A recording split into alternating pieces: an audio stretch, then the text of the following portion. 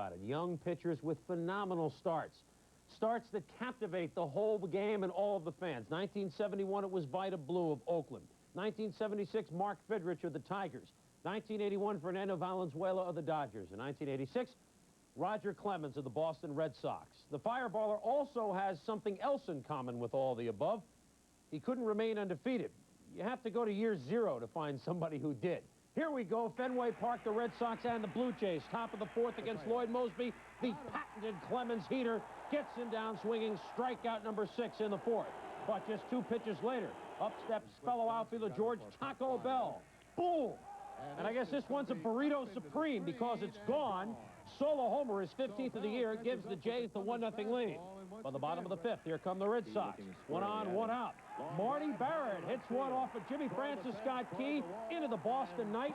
2-run chop for the Red Sox. Second baseman gives Boston a 2-1 lead. Clemens has given up only 1 hit till the top of the 8th. But there are 2 on and 1 out. Rance Mullenix goes with the pitch over the outside portion of the plate and drives it into the left field corner. By the time Rice comes up with the ball, Damaso Garcia has scored. We're tied at 2. Clemens is gone. Bob Stanley is in. With bases loaded, George Bell again. Ground ball through the left. Scoring Tony Fernandez. It's 3-2. The Jays would score 3 in the 8th, make it 4-2. Tom Henke with some heat of his own with relief in the 9th inning. Gets Mike Stenhouse, and Henke strikes out the side to end the streak of Roger Clemens and end the latest winning. Now for the first time this year, beats Boston by a score of 4-2. Hey, Clemens went 7 in the 3rd, gave up only 3 hits, struck out 8. But for the first time in 15 decisions, he takes the loss. But he wasn't that bummed out about it. I didn't really struggle. I made some good pitches that they fouled off, and then we went with a couple other pitches. You know, I was trying to move the ball in and out. When I tried to come in, I didn't get the ball in far enough. When I tried to go away. It comes back, 16 hits on the night. Look at this big one by Darrell Evans, his 14th home run. Upper deck shot. 2 men later, it's Dave Engel, and they look like they're just going to rough up this New York pitching staff. But watch Claudell Washington. The new Yankee just reaches back, doesn't even look at it. Takes it away. Certainly worth another look. Just takes it away indeed. Beautiful shot, but it was too little too late. The Tigers had already done the damage. Pretty, but it's not good enough as Detroit takes New York by a final. It was to be either a rematch with Thomas Hearns or Milwaukee. Gets 1 run, and they make it stand up as Juan Nieves pitches a 5-hitter at Baltimore. Meanwhile, in Oakland, crank up the Calliope. Another retread gets a job. Tony La Russa fired just 3 weeks ago by the Chicago White Sox after 7 years. Hired today by the Oakland A's to replace Jackie Moore, who was fired last week. The 4th managerial change since this season began, and there is a very old and intriguing thread linking them all. It is called the managerial merry-go-round. You get off the horse here, and you get right back on here. Of the 4 changes made since this season began, the replacements have managed a total of 8 other teams in their careers. Dick Williams going to Seattle with 5 major league stops behind him. Jim Fregosi had managed the California Angels before going to the White Sox after Tony La Russa was fired there. And Gene Michaels went to the Cubs after a stint with the New York Yankees. Now, taking it one step further, the 12 new managers just this season had managed a collective 18 other major league teams previous. Not to mention Billy Martin. But to mention him for just a second, word continues that Billy is talking with the Minnesota Twins, the team he first managed back in 1969. Well, Tony La Russa will take over the A's reins when the team travels to Milwaukee on the 4th. He is inheriting the worst club in the American League. They won only 7 games the entire month of June. Right now, they're 0 for July. Granted, it's only the 2nd of the month, but that can only mean we're in for a long month if you're an Oakland fan. Today, the A's were roughed up by Cleveland for the 3rd straight game. Andre Thornton nailing the coffin shut in the 1st. His 12th homer of the year, and it's the big one, the grand slam. The Tribes on a mini tear. They win their 4th in a row. 7-3 the final at Oakland Alameda County Stadium. The A's dropped their 5th straight. They've lost 23 of their last 28. Definitely struggling. There with the backhand passing. They figured they found it yesterday. They were getting bombed by Cleveland when Pat Corrales and A's pitcher Dave Stewart decided to get up close and personal. Now, Corrales got the worst of it. Both benches emptied. Corrales, Stewart, and A's acting manager Jeff Newman were all ejected. The A's just figured they had to vent their frustration. Fight, but it wasn't a real good fight, you know, what I've seen. But, we need something like that every now and then, especially when they're beating us to death. And stealing 7-0 and just, more or less pouring it on us. I feel better, I feel better that we did something about that situation, and, that we stood up for what we thought was right. And when you're doing that type of thing, can't anything but good things happen. Good vibes come from that type of thing. Well, sorry, Tony Phillips, but those vibes, as I mentioned, turned sour today. Though a 7-3 loss to Cleveland dropped the A's 20 games. Henri LeConte now 13 games behind the front-running Angels in the AL West. Texas roughing up the Twins at Arlington this evening. Larry Parrish off the DL and on a tear. It's 2-0 quickly. Texas in the second. Then more. They go up to 5-0 as they work the squeeze bunt. Everybody's safe. And that was going to be more than enough for Mike Mason. He was flirting with a no-hitter. To do that, you got to have some great defense, and watch Steve Buechele at third. Flags it down and guns him down. Beautiful play there. Mason didn't get the no-hitter. In fact, he didn't finish the game, but why not? Why keep him in there?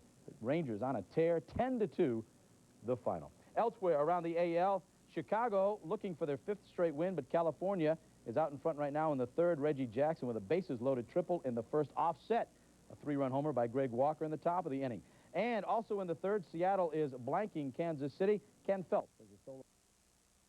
Another magic number in the Mets run for a pennant. The Mets and the Cardinals once the battle for first place. Now an embarrassment of sorts. Mets with 6 straight wins over St. Louis this year. Whitey Herzog offering to quit if that would help. They didn't take him up on it. Perhaps they should have. 2 almost on this day. In Chicago, rather, at Wrigley Field. The Cubs and the Expos. The completion of Thursday's suspended game had Jody Davis at bat, Chris Spire at first, and Thad Bosley at second. Davis singles home Tim Burke, or singles off Tim Burke, rather, to score Bosley, and it's 1-0 Cubs. That's the way they won the completion of the first game. And in the regularly scheduled second game, that one also went down to the wire, tied at 4, bottom of the 9th inning. 40-year-old Davey Lopes. It's a 1-out solo shot off Montreal reliever Bob McClure, his 6th home run of this year. Cubs win 5-4 the final score. They get 2 victories on this day. A bit of a doubleheader on to Pittsburgh. The Pittsburgh Pirates defeated Philadelphia 4-3. Tony Pena, RBI single at the bottom of the 9th. Rick Rhoden wins his 7th in the last 8 decisions, his third straight complete game victory. Jerry? Now for the NL West, where just last night the Giants moved back into first place after beating the Braves in 10 innings. The loss dropped the Braves 2.5 back. Today, the rubber game of that 3-game series, and Atlanta polished off the Giants by striking for 6 in the 4th inning. And Atlanta pitcher Zane Smith helps his own cause against Scott Goreltz, and Smith finds the pitch to his liking. It's already 2-1 Atlanta. He just bloops it in there. 2 more are in, and it's now 4-1 as Horner and Virgil score. Next man up, Omar Moreno, and he also got the pitching to his liking off Goreltz. This one's not going to drop in until it's out of the ball. Tonight, it's homer the season quickly. Atlanta leads 7-1. They hold on to take it 7-4. Zane Smith goes to just. It was the Denny Walling show. Houston roughs up San Diego, and Walling was a one-man show. Comes up with a couple of career highs. He loves Andy Hawkins. Why not? First trip to the plate, it's a big home run. Next time up, in the 5th, he comes through with his 2nd of the night, the first time he's ever had 2 homers in 1 game. These were both off Hawkins. Walling on the night went 4 for 5 and drove in 6 runs. He wasn't done. Coming into the 8th, he's now facing Mark Thurman. And Denny Walling this time keeps it in the park, but drives home a couple of more.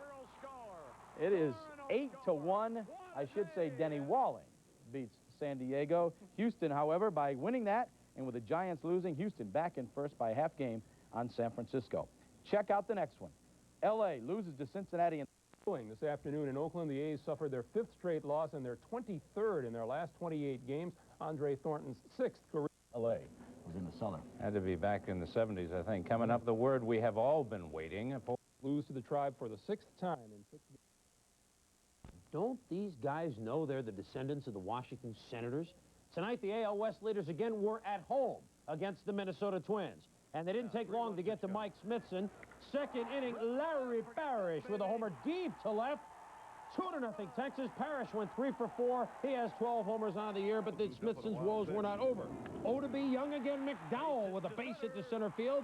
Mark Davidson plays a little soccer out there, inspired obviously by the World Cup. A couple more runs score. It's 4-0 Strangers. Then Smithson will try a pickoff throw. It misses, and it gets McDowell over to third. Scott Fletcher with the squeeze. McDowell scores a 5-run second. Smithson is gone. Meanwhile, Mike Perry Mason retired the side in order the first time.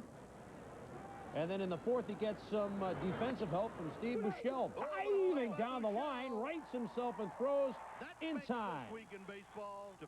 Then on Mason's very next pitch, Buechele snares another one. This one by Gaetti. The one before was Lombardozzi.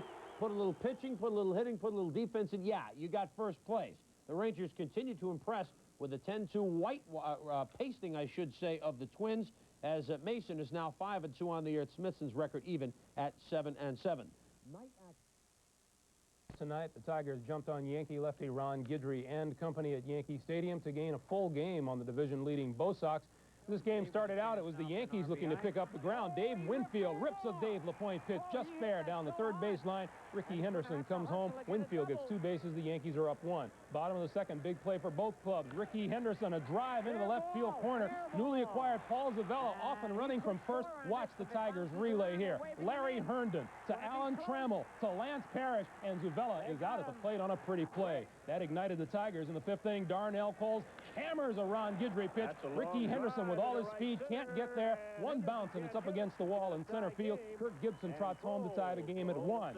After the Tigers took a 2-1 lead in the 7th, Alan Trammell base hit into left center field to get Dave Engel home, and it's 3-1. Bad news for the Yankees here. Look at the shot back at Guidry off the bat of Lance Parrish. He picks it up and throws him out, but Guidry hurt himself and had to leave the game, so Brian Fisher came on. Darrell Evans couldn't have been happier. See you later. Will it make the upper deck? You bet. First row, number 14 of the year. Tigers lead 4-1. And then Dave Engel unloads. Watch Claudell Washington go back to the wall and up. And a pretty defensive play, the play of the night, perhaps of the week. That ignited the Yankees in the 8th inning. Willie Randolph, bases loaded, single off Bill Campbell. Butch Weiniger, Mike Pagliarulo score. It's 4-3 Detroit, but the Tigers exploded in the top of the 9th for 4. Chet Lemon, the base hit off Al Holland to get Al Trammell home, and the Tigers rolled to an 8-3 win behind a 16-hit attack. LaPointe the winner, Guidry the loser, and Willie Hernandez saves number 16. The Milwaukee Brewers have amassed quite a stat this season. It's even better than for the Houston Astros, and you're unhappy that your club has just slipped from the top spot of the National League West. Yeah, just wait a few days.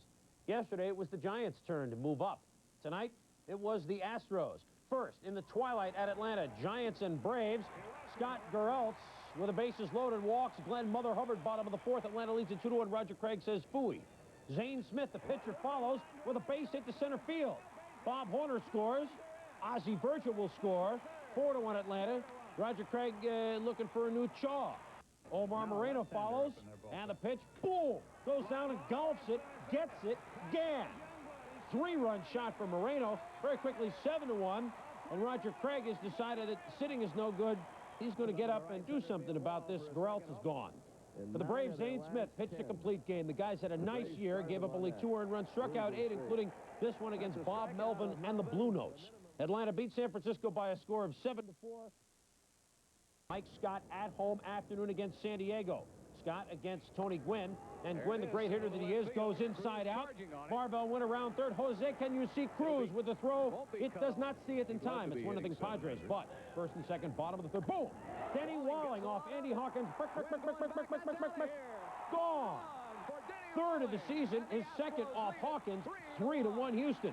You think Denny Walling likes hitting off Andy Hawkins in the 5th inning? Seen this before? I think so. 4 homers on the year, 3 off Andy Hawkins. He's hitting .420 off Andy Hawkins. Hawkins saying, let's bring in another batter, please. Bottom of the 8th, 6-1. Walling up again, and this time against the reliever. Base hit up the middle. Tony Walker, Bill Doran. Doran scores 6 ribbies for Denny Walling as Houston goes on to crush the San Diego Padres 8-1. So the Stros back in first by a half a game. Scott all the way with the win. Only had 3. Brick wall in Chicago today. The Cubs and the Expos finished yesterday's suspended game and today's regularly scheduled contest, and Montreal didn't have much reason to smile about anything. We'll pick up Tuesday's delayed game in the 8th inning of play with runners at the corners and 2 out. Dave Gumpert against Andre Dawson. And gets him low and away to end the threat. And then the Cubs in their half of the 8th Jody Davis with a line drive in the left center field with 2 outs off Tim Burke to get Thad Bosley home, and the Cubs used that run to win it by a score of 1-0. Jody Davis with his first game-winning RBI of the year. Dave Gumper, just up from Iowa, gets his first win of the year, and Lee Smith saves his 12th. On to the regularly scheduled game. Top of the 5th, Cubs led at 1-0. Dennis Martinez, the first hit of his major league career, a 2-bagger over the head of Dave Martinez in right center. Mike Fitzgerald scores to tie the game at 1 apiece. The Cubs regain the lead with 3 runs in the 6th inning. Leon Durham gets 2 of them with a shot to left center field here off Martinez. It will carry and go for Durham's number 9 of the year, and the Cubs led 4-1. Expos come back to tie in the 7th with 2 outs. Gumpert, the wild pitch. Timmy Raines scores. The game is tied at 4. Lee Smith coming on to hold the Expos in the 8th. Is this a fastball? A little too quick for Vance Law as he gets caught looking. And the Cubs decided it in the bottom of the 9th. Davey Loeb tagged Bob McClure for the game winner. Number 6 of the year will sail into the bleachers in left field, and the Cubs win it by a score of 5-4. Lee Smith, who saved the suspended game, comes on to win this game. He is now 5-6 on the year. McClure, who served up the gopher ball, is 0-1. The Pittsburgh Pirates have a secret weapon these days. 3 times in the past 2 weeks. This afternoon, he swam home with the gamer in the bottom of the 9th against Philadelphia. You think baseball's a safe sport to play? Barry U.S. Bonds with a fly ball. Tom Foley going out. Jeff Stone coming in. Doink. That one hurt, folks. The ball falls in. Both guys remained in the game. Roden cruised into 3rd on the play. Look at it again if you can. Yow. It's a non-contact sport, folks. Pick up the other action. 4th inning tied at 1. Juan Samuel goes deep off Rick Roden. It is over Brown's head in the right field corner. Greg Gross scores. Samuel with a triple. He scores. 3-1 Phils. Now it's 3-2, 6th inning. Mike Buenas Noches Diaz with a hit way back to left center field. Back, gone in a hurry. We are tied at 3. Meanwhile, Rick Roden had a great day. He went 3 for 4 at the plate. And then this nifty move, which Juan Samuel says, excuse me, I am in, how you say, a pickle. And as Arlo Guthrie once said, I don't want a pickle. So, Rick Roden with a base hit in the 9th inning. Pinch runner is Russell.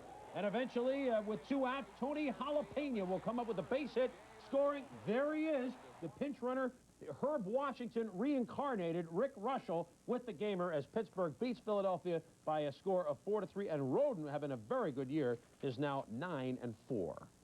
Before we leave the National League East, let's go back to that game in St. Louis. A final now. The New York Mets winning by a score of 4-3 to go 21 games up on last year's National League champions.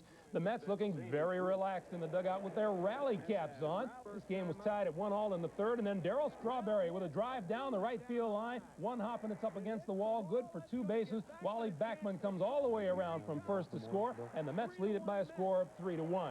Next hitter is George Foster, and he drives one down the right field line. Kurt Ford on the run, makes the dive, can't get it, and it goes by. Strawberry scores. Foster gets 3 bases. It's 4-1 Mets.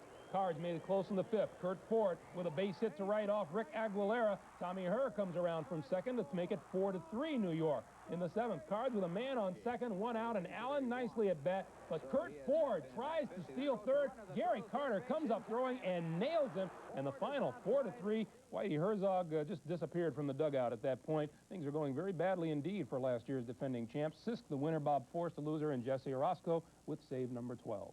We come back a little later on. We'll have highlights of that pitching duel in Baltimore between the Brewers and the O's. Rangers in Minnesota doing battle, and the heroics of Ranger third baseman Steve Buechele. Terry showed you his diving stop down the line early on, but he didn't show you the ensuing play. Watch the pitch by Mike Mason. And the hit. And the play to his left this time. You didn't get to see it all the way. Holy cow is right. Look at this. That, or those, are our plays of the day.